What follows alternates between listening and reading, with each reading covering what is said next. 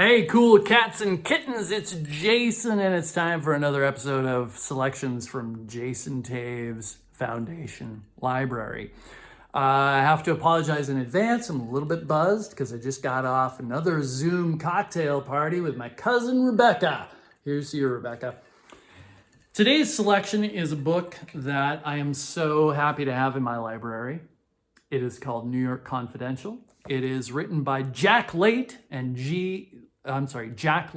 Lee Mortimer, who are coincidentally authors of Chicago Confidential. And it's supposed to be like an insider's guide to New York. On the back, there is a cool little map of Midtown Manhattan. Just to give you an idea of what this book is about, one of the appendices is a list of the phone numbers, the backstage phone numbers for all the popular nightclubs of the era. I don't know if any of those are still legit, but it's got a little note for the Copacabana, which I will read to you. Brief word of explanation. These numbers are provided so that men can call backstage and talk to the girls in the show. Here's a note for Copacabana. Copacabana's backstage phone is connected to the house switchboard, okay? Calls normally are not relayed to the girls. Cagey wolves, however, ask for the wardrobe mistress, who is tipped liberally by the Coreens to act as the go-between. Quite Parisian, no? I'm going to read you the introduction to New York Confidential. And reading this, I'm not sure whether to read it like Clark Gable in It Happened One Night or Andrew Cuomo giving a coronavirus update. New York Confidential, what this book is about.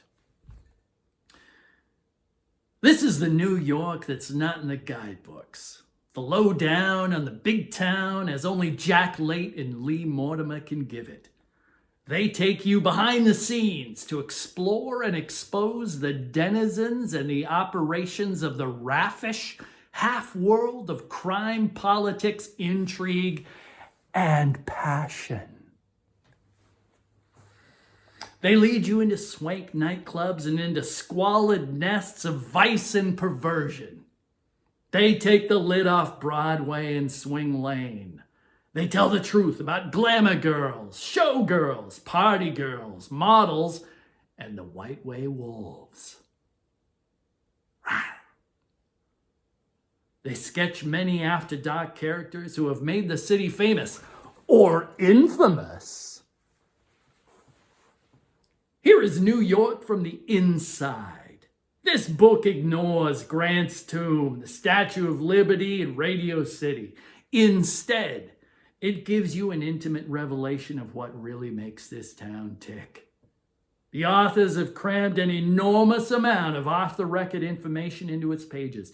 Much of it is on the seamy side, but all of it is real, and it is undeniably fascinating. It preaches no moral. It simply points out how to get into or stay out of trouble. From that point, you're on your own. There's a wealth of advice on how to avoid New York's many booby traps. There are many tips for the person who wants to see something besides the tall buildings. And there is choice data on the leading restaurants and nightclubs, as well as a list of backstage confidential phone numbers. Layte and Mortimer are both well-known New York newspapermen, and between them, they miss little that goes on in Gotham on the Hudson. They have produced a compendium of facts and observations about the big burg that will amaze, amuse, and steer not only the stranger, but even that supposedly non-existent species, the native New Yorker. This is not the New York of the travel folders. It is an index of the city as it really is. Hard, frequently hostile, a place where cash is king, but a city throbbing with life and opportunity, both good and bad. Probably the most fabulous, fascinating city on earth, New York City.